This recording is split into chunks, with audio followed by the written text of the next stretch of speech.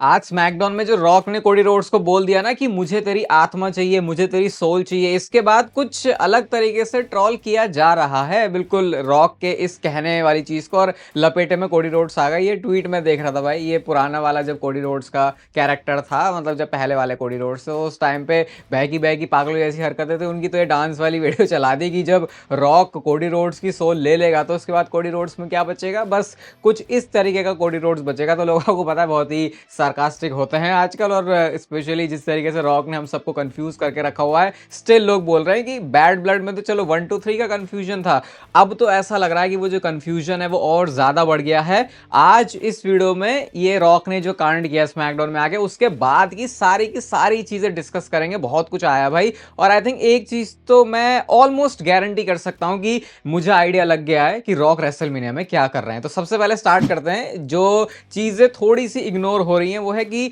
Rock ने Cody Rhodes के बोला कि मुझे एक भाई की हमेशा से जरूरत थी जो कि मेरे पास कभी भी नहीं था। तो अब ये एक तरीके से कुछ ऐसा नहीं लग रहा कि कुछ रोमन रेंस की तरफ भी कुछ शेड्स थ्रो किए जा रहे हैं, क्योंकि भाई वो भी तुम्हारा कजिन है, उसको भी तुम भाई ब्रदर बहुत बार बोल चुके हो। तो ये थोड़ा सा अजीब लगा, और इसको भी ध्यान में रखना कि रॉक शायद हो सकता है पैरेलल स्टोरी रोमन रेंस के साथ भी चला रहा हो अपने इस वाले कैरेक्टर के साथ। वो तो आजकल इतना ज्यादा घुस के बात करने का मजा नहीं आ रहा, क्योंकि जो चीज स्टोरी लाइन के हिसाब से सेंस बनाती है जब वो नहीं होती तो फिर उतना डीप में जाके बात करने में कुछ ज्यादा मजा नहीं आता। फिर ट्रॉल भी कुछ इस तरीके से रॉक को किया गया कि री इनकारनेशन हो चुका है क्या अंडरटेकर का रॉक में, क्योंकि अंडरटेकर तो रिटायर हो चुके हैं, और एक्चुअल में जो होल्स है उनको कौन डिक करता था, सोल्स को कौन लेता था, ये तो कैच फ्रेज भी रहा है अंडरटेकर का। तो लोग थोड़ा सा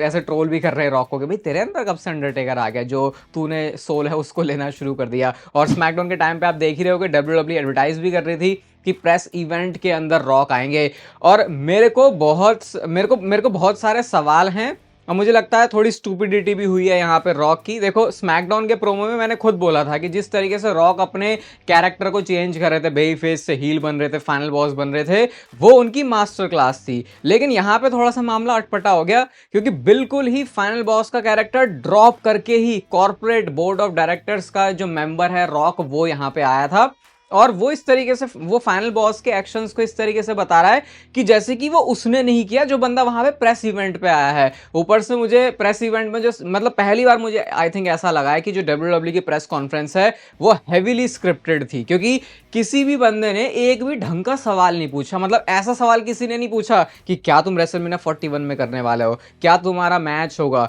क्या रोमन रेंज से लड़ने का अभी भी मूड है, क्या फाइनल बॉस चाहता है कोडी रोड्स से लड़ना। इस तरीके का सवाल किसी ने नहीं पूछा। बस ये पूछते तुम्हारी हिस्ट्री क्या थी, अरे नेटफ्लिक्स वाली डील कैसी जा रही है। रॉक कह रहा है अरे बढ़िया जा रही है मेरी तो डील। फिर उन्होंने इसमें भी बात करी कि जो तुम्हारा खाना पीना है चीट डे, पता नहीं, मतलब अजीब अजीब से जो सवाल हैं वो उनसे किए जा रहे थे। बट एक कुछ मस्त बात निकली है यहाँ से, तो ऐसा भी नहीं है कि हमको कुछ नहीं पता चला। बट उसके ऊपर आने से पहले मैं आपको कोडी रोड्स की वाइफ का ट्वीट दिखाता हूँ, जहां पे ये दिल टूट गया उनका, ऐसी इमोजी उन्होंने लगाई है। अब इस इमोजी से हम क्या समझे, क्योंकि रॉक ने बोला था अपने घर परिवार में अपनी वाइफ से जाके पूछना इस डिसीजन के बारे में कि क्या तुम मुझे अपनी सोल देना चाहता है। फनी लाइन भाई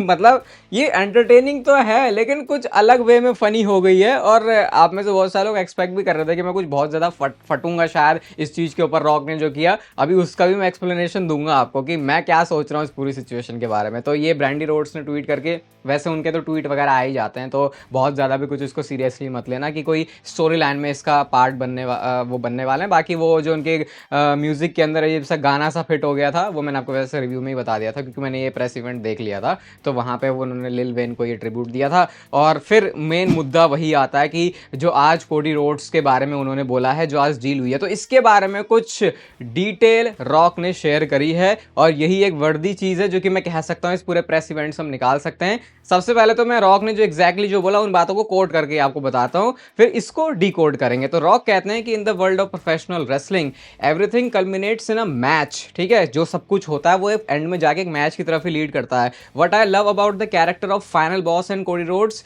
is it is not about the title, it never has to culminate in a match. यानी कि इससे रॉक कहना, पहले तो मैं पहले बोल देता हूँ, उसके बाद ये स्टुपिडिटी जो हुई है उसके बारे में बात करेंगे। फिर वो आगे कहते हैं कि I think to have a storyline and two characters that are very popular, to never have to get in the ring for a match and have this compelling and off-putting thing, he wants his soul, ऐसा खुद rock बोल रहे हैं. What does that mean? I loved every moment. यानी rock यहाँ पे ये कहना चाह रहे हैं कि प्रोफेशनल रेसलिंग के इस वर्ल्ड में जहां पे हर बार ऐसा होता है कि जो भी कांड हो रहा है, जो भी भसड़ मच रही है, वो एक मैच की तरफ जाती है. यहां पे ऐसा कुछ होने की जरूरत है नहीं कोई उतनी ज्यादा. मेरे लिए ये चीज सुनना बहुत ज्यादा वियर्ड है, क्योंकि प्रोफेशनल रेसलिंग, भले ही मैं हमेशा ये बात बोलूंगा कि स्टोरी लाइन जो है ज्यादा प्रेफरेंस पे रहती है, उसके बाद हम एक मैच की तरफ जाते हैं, लेकिन एट द एंड मैच की तरफ तो वो लीड करती है. हाँ, उस केस में अगर बंदा रेसल ही नहीं कर सकता तो बात अलग है, और आई थिंक वो रॉक के केस में है, क्योंकि उनकी मूवी के साथ कमिटमेंट रहती है. तो फिर वैसे जाके अगर लड़ भिड़ गए और उसके बाद कभी उनका कुछ फट फुट गया तो फिर उनका मूवी का प्रॉब्लम हो जाएगा. तो ये सुन के ऐसा लग रहा है कि रॉक ये कहना चाह रहे हैं, देखो स्टोरी लाइन में तो मैं आ जाऊंगा, लेकिन मैं मैच नहीं रेसल कर सकता. और यही WWE के पास ओनली वे है रॉक को इन्वॉल्व रखने का WWE की स्टोरी लाइन्स के अंदर, क्योंकि यहाँ पे नीडेड है. तो अब आप इसको, मतलब मैं तो इसको देखो स्टूपिडिटी देखूंगा, क्योंकि मेरे को तो लगता है कि यार प्रोफेशनल रेसलिंग के अंदर एंड में वो चीज स्टोरी लाइन अगर चल रही है तो वो एक मैच की तरफ जानी चाहिए. हालांकि इस केस को एक्सेप्शन माना भी जा सकता है, देखो कि भाई चल रॉक रेसल नहीं कर सकता तो चलो किसी ना किसी तरीके से तो मैच के अंदर आ जाएगा. अब यहाँ पे इन सारी चीज़ों का मतलब हम क्या समझ सकते हैं, और जो एक बात मैं बोल रहा हूँ आपसे कि ऑलमोस्ट यहाँ तो गारंटीड ही लग रही है कि रॉक रेसलमेनिया 41 का किसी ना किसी तरीके से पार्ट तो होने वाले हैं, लेकिन डेफिनेटली वो एक मैच का पार्ट नहीं होने वाले, क्योंकि ये रॉक ने पहले ही लोगों को हिंट कर दिया, वरना अलग से बोलने की कोई जरूरत थी नहीं रॉक को. उन्होंने अलग से जिस तरीके से बोल दिया ना कि सारी चीज़ एक मैच की तरफ ही नहीं जानी चाहिए, और वैसे भी इतने डिफरेंट कैरेक्टर्स हैं, हम वैसे भी और बहुत कुछ कंपेलिंग चीजें तुमको बता सकते हैं. तो आई थिंक ये रॉक ने इशारा कर दिया है कि वो रेसलमेनिया 41 के अंदर कंपीट तो नहीं कर रहे हैं, क्योंकि वरना अगर ये बात उन्होंने बोली है तो फिर अगर आप इसको थोड़ा सा मैच के सेंस में पॉजिटिवली लो तो शायद रॉक यहाँ पे फिर से दिमाग के साथ हमारे खेल रहे हैं. लेकिन कम ऑन यार, इतना ज्यादा रॉक थोड़ी, मतलब अगर मैच ही उनको करना होता तो मुझे लगता फिर वो अलग ही उनका पैशन दिख रहा होता. जरा लास्ट ईयर की रोड टू रेसलमेनिया देखना, रॉक रोमन रेंज से ज्यादा ही फीचर हो रहा था. एक आध मुझे याद है स्मैकडाउन रोमन रेंज नहीं आया था, लेकिन रॉक आ गए थे.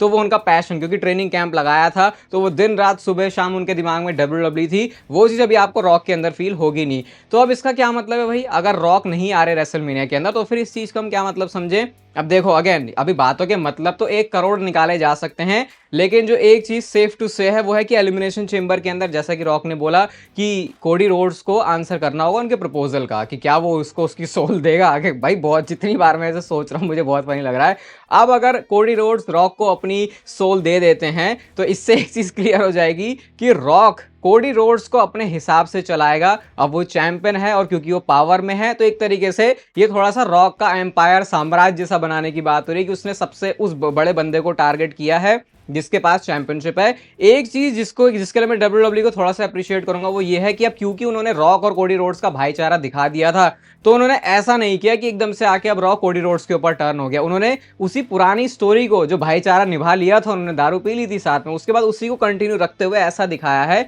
कि अब रॉक की कुछ एक्सपेक्टेशन है कोडी रोड्स के साथ, अगर अब उनकी यारी दोस्ती हो चुकी है तो. लेकिन फिर जो बीच में बातें ड्रॉप कर रहे थे कि भाई तूने मेरे को थप्पड़ मारा था और बंदा इजीली इस चीज से बच नहीं सकता, वो कहीं ना कहीं बीच बीच में ऐसे हिंट्स भी दे रहा था कि चलो भाई भाईचारा भले इनका है लेकिन कुछ बातें अभी भी रॉक को खटक रही हैं. अब ये सारी सिचुएशन के ऊपर आगे कहानी कैसे प्रोग्रेस कर सकती है, सिंपल सी बात है, रॉक कंट्रोल करने की कोशिश करेंगे कोडी रोड्स को. ज्यादातर चांसेस हैं कि कोडी रोड्स मानने नहीं वाले, क्योंकि तभी तो उनके बीच में टेंशंस राइज होंगी, या फिर इवेंचुअली इसकी दूसरी साइड भी है कि कोडी रोड्स का हील टर्न हो जाएगा और फिर वो रॉक के हिसाब से सारी चीजें करेंगे. और क्योंकि लोग कहते भी हैं कि जो कोडी रोड्स है उसके कैरेक्टर में चेंज होना चाहिए, तो सोचो अगर लास्ट में जाके लड़ झगड़ के जो भी कुछ करते हैं, अगर एंड में जाके कोडी रोड्स थोड़ा हील पर्सोना में आ जाता है और वो रॉक के हिसाब से चलता है तो एक डिफरेंट ही पूरी स्टोरी लाइन होगी, जहां पर रॉक को आके रेसल करने की जरूरत भी नहीं है, लेकिन उसके बावजूद भी वो WWE की एक्टिवली स्टोरी लाइन का पार्ट भी बन सकेंगे. और एक चीज से वो बच जाएंगे कि अब इसको लड़ने की कोई जरूरत है नहीं, एटलीस्ट तब तक जब तक कि उनकी मूवीज वाली कमिटमेंट पूरी नहीं हो जाती. एक बार वो पूरी हो जाएंगी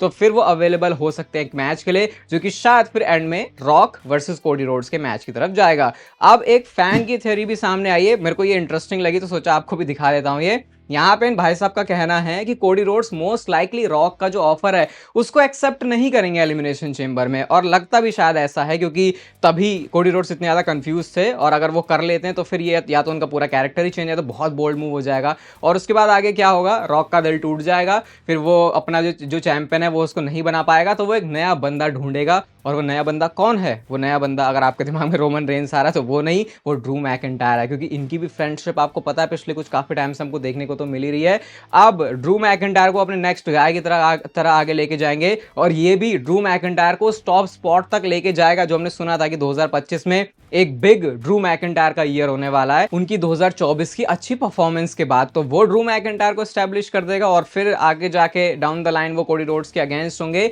और ये सारी चीजें रोमन रेंस भी देख रहे होंगे। अब जब वो ये देखेंगे कि मैं, जो कि इसका भाई खड़ा है डब्ल्यूडब्ल्यू में है, मेरे अलावा ये किसी और दूसरे बंदे को अगर पिक कर रहा है, तो ये रोमन रेंस को ऑब्वियसली उनके साथ अच्छी तरीके से सेट नहीं करेगा, एंड देन ये चीज लीड करेगी उस मैच की तरफ जो कि हम सारे लोगों का ड्रीम मैच है, पता नहीं अब कितनों का नहीं भी है क्योंकि इतना ज्यादा ड्रैग हो चुका है, और फिर रोमन रेंस वर्सेस रॉक ये वाला मैच होगा रेसलमेनिया 42 में, या फिर डब्ल्यूडब्ल्यू किसी और बड़े शो के लिए, मोस्ट लाइकली अगर ये मैच कभी हो रहा है तो फिर वो रेसलमेनिया के लिए होगा। तो ऐसे ये स्टोरी लाइन को आगे लेके जा सकते हैं। और जो मैं कह रहा हूं ना कि मेरा एक्सप्लेनेशन क्या है कि अभी मेरे को ऐसा क्यों, मैं देखो एकदम से ओपिनियन के ऊपर जंप नहीं करना चाहता, क्योंकि मैं आज के स्मैकडाउन को ऐसे भी बोल सकता हूं कि यार अबे क्या रॉक ने आगे फिर कंफ्यूज कर दिया, लेकिन मैं तो बोलूंगा कि एलिमिनेशन चेंबर देखते हैं, कुछ ना मिलने से कुछ तो अब मिल रहा है, एटलीस्ट इतनी तो होप है। अब क्या वो बढ़िया तरीके से उसका आउटपुट भी हमको दिखता है, जब वो चीज हो जाएगी फिर देखेंगे, बट क्योंकि अब एक्सपेक्टेशन रॉक के मैच की कुछ है नहीं, स्टोरी लाइन उनकी कोडी रोड्स के साथ ही चलने वाली है। अब जो भी कोडी रोड्स की स्टोरी लाइन रेसलमेनिया के लिए होगी, ऐसा लग रहा है उसमें रॉक की कुछ ना कुछ इन्वॉल्वमेंट तो है। रॉक ने खुद बोल दिया कि भले ही हम बिना मैच लड़े मेन इवेंट, मतलब उन्होंने इस तरीके से बोला कि एक मेन इवेंट लेवल की स्टोरी बिना मैच दिए, ऐसा कुछ रॉक ने उस वाले प्रेस इवेंट में बोला था, जो कि कॉर्पोरेट वाला रॉक था। तो मामला ये थोड़ा यूनिक तरीके की उन्होंने कहानी चला दी है। देखो क्वेश्चंस तो बहुत सारे खड़े होंगे, अब यार मैच नहीं कर रहे, अब यार तुम कहां रॉक वर्सेस रोमन कर सकते थे, बट ये बात ध्यान रखना कि एक समय पर हमारे पास से सब कुछ लुट चुका था, रॉक पूरे सीन से गायब हो गया था, अब उन्होंने पिवट करके कुछ तो नया प्लान किया है, अब उसको देखो, खुश रहो, और बहुत ज़्यादा एक्सपेक्टेशन के साथ भी नहीं, लेकिन कुछ इंटरेस्ट तो डेवलप डेफिनेटली हो रहा है इसमें। ऑब्वियसली भाई वो ड्वेन द रॉक जॉनसन है, उसके पास लोगों को पुल करने की पावर है, नंबर्स वो अट्रैक्ट करता है, तो उस वाली स्टोरी में हर कोई बंदा चाहे कितना ही इसको गरिया ले, इंटरेस्ट तो वो जरूर लेने वाला है, और हम थोड़ी सी उम्मीद रख सकते हैं कि शायद रॉक कुछ कर रहे हैं तो वो बढ़िया ही करेंगे। हालांकि जो उनकी हिस्ट्री अभी रही है पिछले कुछ महीनों की, इस हिसाब से तो नहीं कह सकते इतना बहुत ज़्यादा, बट फिर भी रॉक अगर स्टोरी लाइन में है तो डब्ल्यूडब्ल्यू के एफर्ट्स तो उसमें पूरे जाने वाले हैं। बाकी आप बताओ इस पूरी कहानी के बारे में आपका क्या सोचना या फिर कहना है। ये वीडियो आपको अच्छी लगी तो उसे लाइक कर देना। डब्ल्यूडब्ल्यू से रिलेटेड ऐसी ही बातें इस चैनल के ऊपर हम लोग करते रहते हैं, बाकी सब्सक्राइब भी कर दो चैनल को, और तब तक फिर लेते रहो जिंदगी के मजे।